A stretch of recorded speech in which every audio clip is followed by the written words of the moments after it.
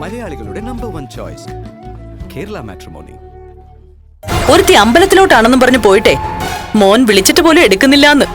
അത് അത്ര വലിയ വിഷയാക്കേണ്ട കാര്യമൊന്നുമില്ല. എന്തേലും കാരണം കാണും, അതായിരിക്കും എടുക്കാത്ത. ആ കാരണം എന്താണെന്ന് മനസ്സിലാവുന്നില്ലല്ലോ അമ്മേ. അതാ മോളെ ഞാനും ആലോചിക്കുന്നേ. എന്റെ ചികിത്സയ്ക്ക് മുകളിലാണ് മോളുടെ പ്രാർത്ഥനയെങ്കിൽ അതിന്റെ ഫലം നമ്മൾ വിചാരിക്കുന്നതിലും അപ്പുറമായിരിക്കും മോളെ. നിന്റെ സ്നേഹനിധിയായ മോളെ കാണാനില്ലെന്ന്. കാണാനില്ലെന്നോ? എന്റെ മോൾ എവിടെ പോയി? അവളുടെ ഭർത്താവ് വിശാലമനസ്കനായ ഒരുത്തനാണല്ലോ. അവന് കല്യാണം കഴിച്ചപ്പോ തന്നെ മനസ്സിലായി നിന്റെ മോളെ പോലെ ഒരുത്തി അവന്റെ മടിയിൽ ഒതുങ്ങത്തില്ലാന്ന്. എന്റെ മോളെ എനിക്കറിയാം. കണ്ണനല്ലാതെ ഈ ജന്മത്തിൽ എന്റെ മോൾക്കൊരു ഭർത്താവ് ഉണ്ടാവില്ല. അതിനിപ്പോ ആരൊക്കെ വിചാരിച്ചാലും ശരി. സമ്മതിച്ചു.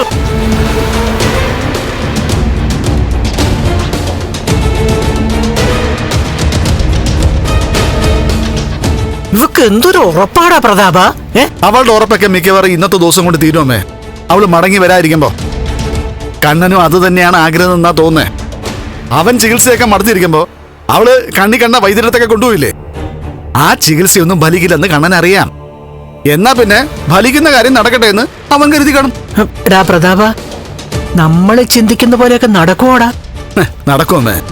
അല്ലെങ്കിൽ പിന്നെ ഫോൺ പോലും എടുക്കാതെ അവളോടെ പോയതാ.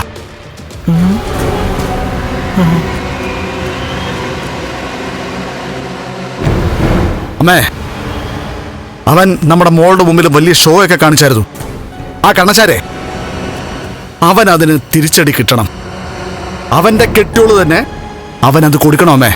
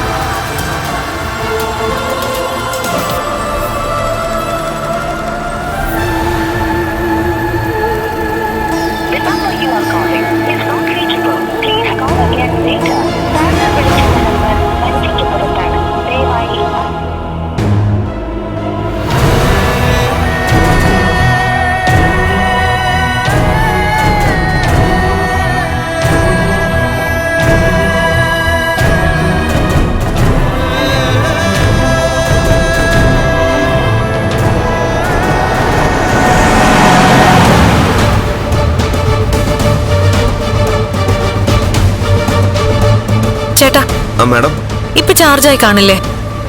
അതിങ്ങെടുത്തേ.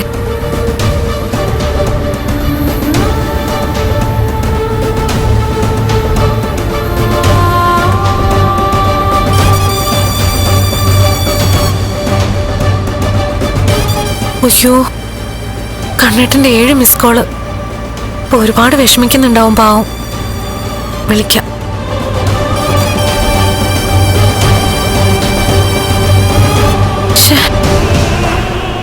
കണ്ണേട്ടന്റെ മൊബൈൽ ഓഫാണല്ലോ.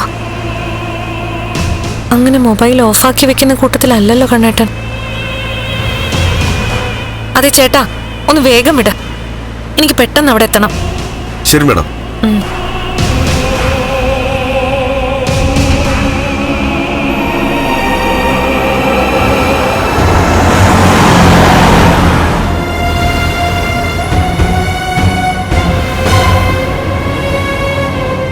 അയ്യോ, തോമസ് വൈദ്യരുടെ മുന്നിൽ വെച്ച് മൊബൈൽ സൈലന്റിലാക്കിയിരുന്നു. ആ സമയത്തായിരിക്കും കണ്ണേട്ടൻ വിളിച്ചത്.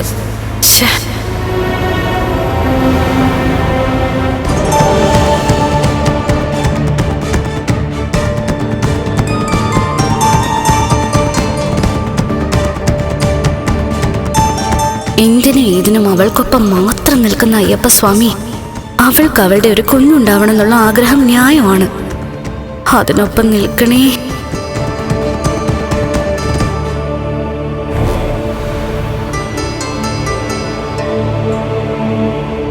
ഞങ്ങളൊക്കെ പ്രതീക്ഷിക്കുന്ന പോലെ അവള് സാഗറിനൊപ്പം ഒളിച്ചോടി പോയി കാണണേ.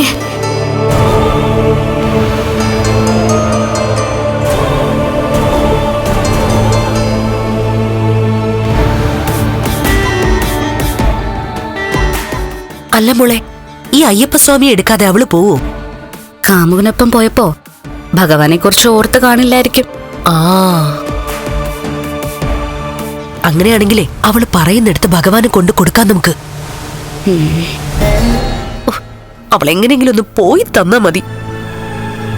എന്റെ ഭഗവാനെ, ആത്മാർത്ഥമായിട്ടൊന്ന് പ്രാർത്ഥിക്കുമോളെ.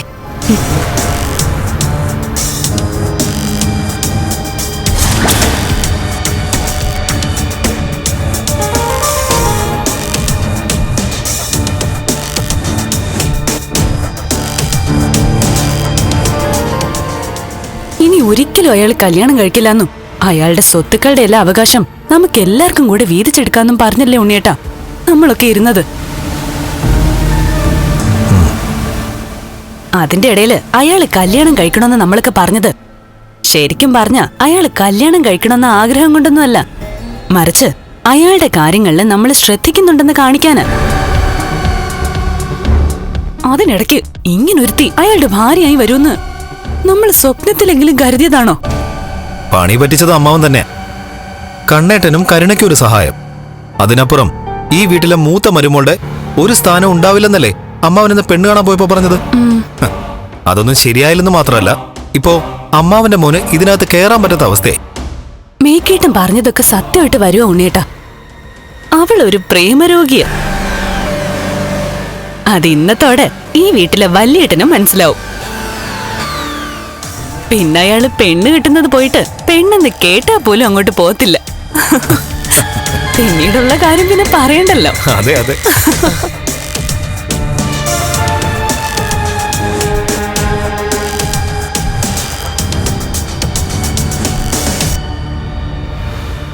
ഇന്നത്തോടെ ആ വലിയ തലവേദന ഒഴിഞ്ഞു പോവുമേ. ഒഴിഞ്ഞു പോകാൻ വേണ്ടിട്ടാ ഞങ്ങള് പൂജാമുറി കയറി അയ്യപ്പ ഭഗവാനോട് തന്നെ ഞങ്ങളുടെ സങ്കടം പറഞ്ഞത്, അല്ലേ മോളെ? അതെ അതെ, ആ ഭഗവാനെയാ എനിക്ക് പേടി. അവൾ എന്തെങ്കിലും പറഞ്ഞാ അത് ഭഗവാന്റെ കാതിലെത്തും. അതാ ഇതുവരെയുള്ള അനുഭവം. അങ്ങനെയെങ്കിൽ ആ ഭഗവാനോട് അവള് പറഞ്ഞു കാണും, ഒരു തടസ്സവും കൂടാതെ സാഗറുമായിട്ട് അവളെ ഒന്നിപ്പിക്കണേന്ന്. അവര് സാഗറിനെ ആത്മാർത്ഥമായിട്ട് സ്നേഹിക്കുന്നുണ്ടെങ്കിൽ അങ്ങനെ പറയാനുള്ള സാധ്യതയുണ്ട്. അല്ലെങ്കിൽ തന്നെ നമ്മൾ മാത്രമല്ലല്ലോ, നാട്ടുകാരും പറഞ്ഞു തുടങ്ങിയില്ലേ അവരൊരുത്തനുമായി കറങ്ങി നടക്കുകയാണെന്ന്. എന്നിട്ട് അവരതൊന്നും കേട്ട ഭാവം പോലും നടിച്ചിട്ടില്ല. അങ്ങനെയുള്ളവള് അവരുടെ ആഗ്രഹം നടത്തി കൊടുക്കാനായി ഭഗവാനെ ഉണർത്തിക്കാണും. കല്യാണം കഴിഞ്ഞ ഒരു പെണ്ണിന് സമ്പത്തൊക്കെ ആവശ്യ, എന്നാൽ അതിലും വലിയ സമ്പത്താണ് ഒരു കുഞ്ഞ്. അത് കിട്ടില്ല എന്ന് ഉറപ്പായതോടെ അവര് കണ്ണച്ചാറിന്റെ താലി അഴിച്ചു മാറ്റിയിട്ട് സാഗറിനെ കൊണ്ട് ആ കഴുത്തിൽ ഒരു താലി അണിയിച്ചോന്ന് കുറച്ച് സമയത്തിനുള്ളിൽ തന്നെ നമുക്കറിയാൻ പറ്റും. മിക്കവാറും അവന്റെ താലി കഴുത്തിലിട്ടോണ്ട് അവനും അവള് നിൽക്കുന്ന ഫോട്ടോ കണ്ണച്ചാറിന്റെ മൊബൈലിൽ തന്നെ അവൾ അയച്ചു കൊടുക്കും.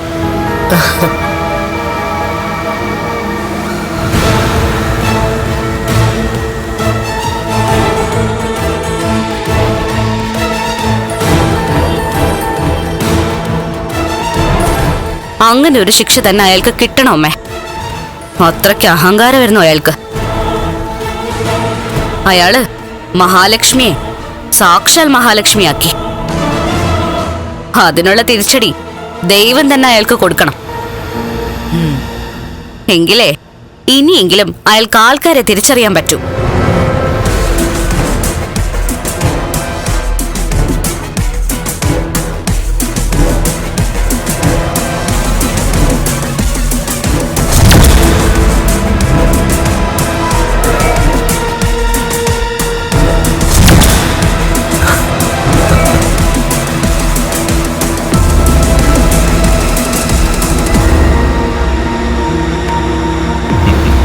അളിയ ടോമി, അവള് പോടാ. അവളെ ആ സാഗർ അടിച്ചോണ്ട് പോടാ, മഹാലക്ഷ്മിയെ. അണ്ണൻ വെറുതെ കള്ളം പറയരുത്. എടാ ടോണി, കള്ളോലടാ, സത്യം ഞാനീ പറയുന്നത്. സാഗർ അണ്ണനെ വിളിച്ചായിരുന്നോ? എടാ വിളിച്ചിട്ടൊന്നുമില്ല. കുറെ നേരമായി പുറത്തു പോയ അവളെ കാണാതായിട്ട്. അപ്പൊ പിന്നെ സാഗർ അവളെ അടിച്ചുകൊണ്ട് പോയി കാണുമല്ലോ. എന്നുറപ്പിക്കാവോ? ഉറപ്പിക്കാവടാ. കുറച്ച് കഴിയുമ്പോ സാഗറിന്റെ ഒരു വിളി വരും. അണ്ണാ, ഞാൻ പണി പറ്റിച്ചൂന്നും പറഞ്ഞു. അങ്ങനെങ്കിൽ അവൻ ഇനി ഒരു 4-5 മാസം കഴിയാനുള്ള പൈസ അവന്റെ അക്കൗണ്ടിലേക്ക് ഇട്ട് കൊടുക്കണം. നിനക്കറിയാവോ, അഡ്വാൻസ് കുറച്ചിട്ട് കൊടുത്തതാ. എന്നാലും കണ്ണന്റെ ഒപ്പം മഹാലക്ഷ്മി മഹാദേവിയെ പോലെ ജീവിച്ചതല്ലേ.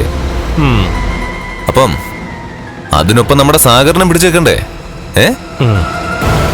അത് കഴിഞ്ഞ് അവളുടെ വയറ്റിലൊരു കുഞ്ഞു കുരുത്ത് കഴിഞ്ഞാൽ പിന്നെ കുഴപ്പമൊന്നുമില്ല. അവള് പിന്നെ അവനെ വിട്ടുപോകാൻ പോകുന്നില്ല. അവൻ വേണ്ടാന്ന് പറഞ്ഞാലും അവൾ അവനെ ചുറ്റി വരിഞ്ഞു നിന്നോളും. അണ്ണന്റെ കറണ്ട് അടിച്ചോളല്ലേ അവള്? അതിനുള്ള ശിക്ഷ ഞാൻ കരുതി വെച്ചിട്ടുണ്ടടാ ടോമി.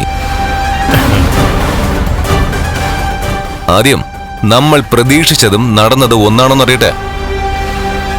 അത് കഴിഞ്ഞിട്ട് അവനും അവളും കൂടി ജീവിക്കുന്ന വീട്ടിലേക്ക് എനിക്കൊരു പോക്കുണ്ട്. അവളെ പോലും പ്രതീക്ഷിക്കാത്ത സമയത്ത് അവളുടെ വാതിലിൽ മുട്ടി വിളിക്കും ഞാൻ. എന്നിട്ട് അവള് തേടിക്കൊണ്ട് നടന്ന കണ്ണന്റെ അമ്മാവന്റെ മകൻ മേഘനാഥൻ ഞാനാണെന്ന് അവളോട് പറയും. എടാ, അത് കേട്ടിട്ട് പിന്നെ അവൾക്ക് പോയി കണ്ണനോട് പരാതി പറയാൻ പറ്റില്ലല്ലോ. അത് കിടക്കടാ, അവനായിരിക്കും ആ സാഗർ. ഇത് സാഗർ അല്ലല്ലോ. ഇതാ ജ്വല്ലറിയിലെ മാനേജറാ. അങ്ങേർക്ക് വിളിക്കാൻ കണ്ട സമയം.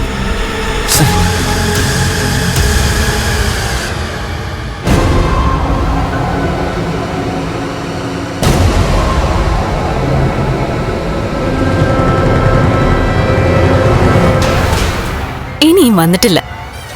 വിളിച്ചിട്ട് അവളെ എടുക്കുന്നുമില്ല. നമുക്ക് പടക്കം പൊട്ടിക്കാൻ സമയമായോ ഉണ്ണിയേട്ടാ? ഇനി എവിടെയെങ്കിലൊക്കെ കറങ്ങി തിരിഞ്ഞു വന്നിട്ട് എന്തെങ്കിലും കള്ളക്കഥകൾ പറയുമെന്ന് അറിയില്ലല്ലോ. അതിനൊക്കെ അവള് മിടിക്കുക. നമ്മളെ കണ്ണൻ ആക്ഷേപിച്ചെങ്കിലും അവന് നല്ല നീരസമുണ്ട് മോളെ. കണ്ണന് ദേഷ്യം വന്നാലുണ്ടല്ലോ, പിന്നെ അവനെ പിടിച്ചാ കിട്ടില്ല. അവനൊരു തീരുമാനം എടുത്തതാ. അവള് മടങ്ങി വന്നാലും അങ്ങേരുടെ ഒരു തീരുമാനം എടുക്കാൻ പോകുന്നില്ല അമ്മേ. കല്യാണം കഴിഞ്ഞതിന്റെ പിറ്റേ ദിവസം തന്നെ അവളുടെ മുറിക്കകത്തൊരുത്തം കയറിയതല്ലേ. എന്നിട്ട് എന്തേലും സംഭവിച്ചോ? എന്നാലും അങ്ങേര് ഇങ്ങനൊരു മണ്ടനായി പോയല്ലോ. ഇതുപോലെ സ്വഭാവമുള്ളവരുണ്ടെങ്കിലേ പെണ്ണുങ്ങൾക്ക് എന്ത് അഹങ്കാരം വേണോ കാണിക്കാം. എവിടെ വേണമെങ്കിലും കറങ്ങി നടക്കാം. ഇതവളാ സാഗറിനൊപ്പം തന്നെ പോയതാ. ഇനിയിപ്പോഴേ 1-2 ദിവസം കഴിഞ്ഞേ അവളുടെ മൊബൈല് പോലും ഓൺ ആവുള്ളൂ. ഞാൻ ആ സാഗറിനെ വിളിച്ചിട്ട് അവനും എടുക്കുന്നില്ലല്ലോ. എടാ, അതാ പറഞ്ഞത്, രണ്ടാളും കൂടെ മുങ്ങി നടക്കുവാണെന്ന്. എന്റെ ഈശ്വരാ, അതൊന്നും നടന്നു കിട്ടുവാണെങ്കിൽ കുടുംബക്ഷേത്രത്തിലെ ഒരു ദിവസത്തെ പൂജ മുഴുവൻ ഞാൻ ചെയ്തോളാവേ. ദേവിക്കൊരു സ്വർണ്ണമാലയും ചാർത്താവേ. ഭഗവതി.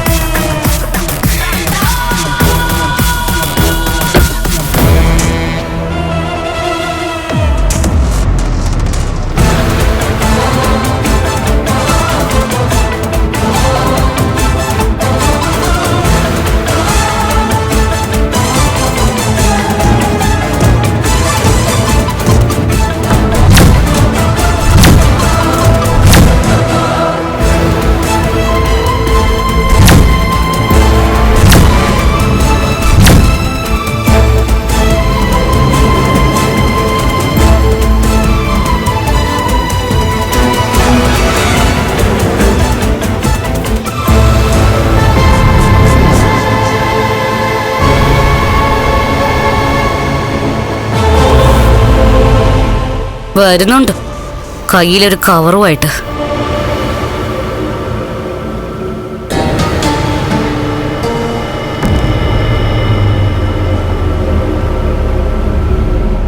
എവിടെ പോയതാടി? അത് പിന്നെ ആ തോമസ് വൈദ്യന്റെ അടുത്ത് വരെ പോയതാ. നീ ഒറ്റയ്ക്കാണോ പോയത്, അതോ കൂടെ അവനുണ്ടായിരുന്നോ ആ സാഗർ?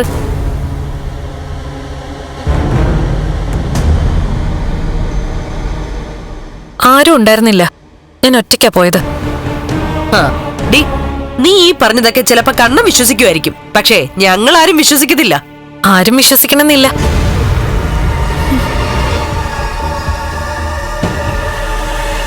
എനിക്ക് എന്റെ കണ്ണേട്ടനോട് മാത്രം എന്റെ ഭാഗം പറഞ്ഞാ മതി. കണ്ണേട്ടൻ വിളിച്ചിട്ട് പോലും എടുത്തി ഫോൺ എടുത്തില്ലല്ലോ. എന്റെ ഫോൺ ഓഫായിരുന്നു. ഓഫാക്കി വെച്ചെന്ന് പറയുന്നതല്ലേ നല്ലത്. ഭർത്താവിനെ ഇഷ്ടമല്ലെങ്കിലേ അത് തുറന്നു പറഞ്ഞിട്ട് നിനക്ക് ആരെയാ ഇഷ്ടമുള്ളെന്ന് വെച്ചാ അവർക്കൊപ്പം പോകുന്ന നല്ലത്. അല്ലാതെ ഒരാളെ ജീവനോടെ കത്തിക്കുന്നതല്ല. നിർത്ത്.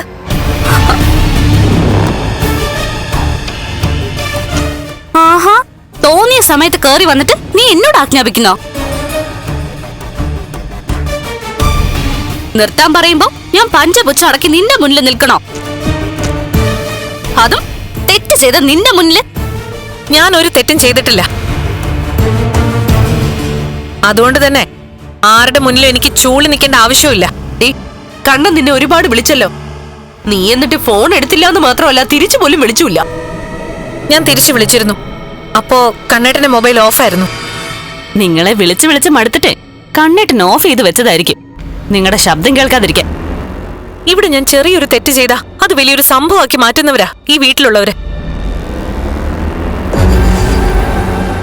അതെനിക്ക് നന്നായിട്ടറിയാം. കണ്ണേട്ടനെ എല്ലാരും കൂടെ ചൂടുപിടിപ്പിച്ച് കാണും.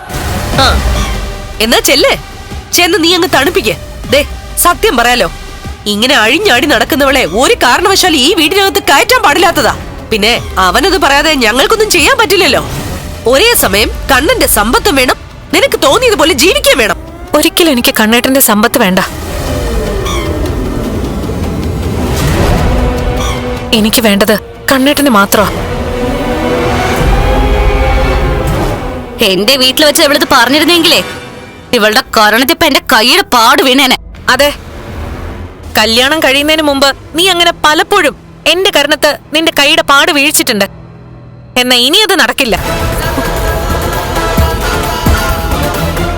ഞാൻ തെറ്റ് ചെയ്യാത്തടത്തോളം കാലം എനിക്കെതിരെ കൈ ഉയർത്തിയാൽ ആ കൈ തടയാനും എനിക്കറിയാം.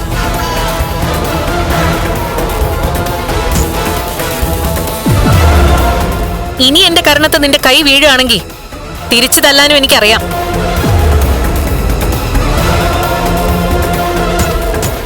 ഞാൻ എന്തിനാ ഒരു തെറ്റും ചെയ്യാതെ നിങ്ങളുടെയൊക്കെ തല്ലുകൊള്ളുന്നത്? ഞാൻ എവിടെയാ പോയതെന്നും എന്താ ചെയ്തതെന്നും എനിക്ക് നല്ല നിശ്ചയമുണ്ട്. അത് ഞാൻ കണ്ണേട്ടനെ ബോധ്യപ്പെടുത്തിക്കോളാം.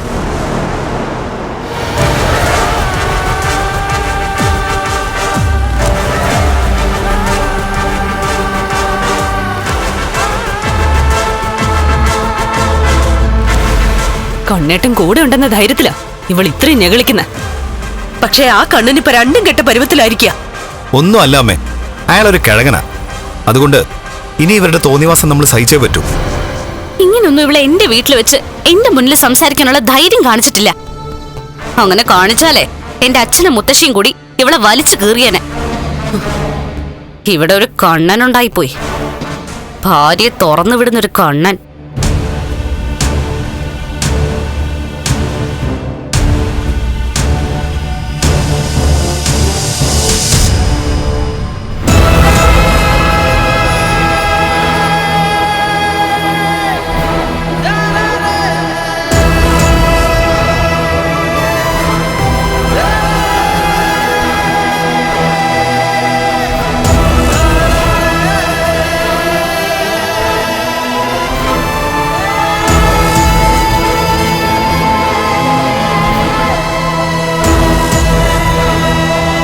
കണ്ണേട്ടാ, വേണ്ട, ഒന്നും പറയണ്ട. ഞാൻ വിളിക്കും എന്റെ ഭാര്യ എനിക്ക് കിട്ടണം, അല്ലെങ്കിൽ അയാൾ എന്നെ തിരിച്ചു വിളിക്കണം. വേറെ ആരെ വിളിക്കുമ്പോഴും കിട്ടിയില്ലെങ്കിലും എനിക്ക് പ്രശ്നമില്ല. പക്ഷെ ഇയാളുമായിട്ട് കമ്മ്യൂണിക്കേറ്റ് ചെയ്യാൻ പറ്റാതെ വന്നാൽ അതെനിക്ക് സഹിക്കാൻ പറ്റാവുന്ന കാര്യമല്ല. കണ്ണേട്ടാ ഞാൻ ഒന്നും പറയണ്ടെന്നല്ലേ പറഞ്ഞത്? അത് ഇനി ഒരു വിശദീകരണം എനിക്ക് വേണ്ട.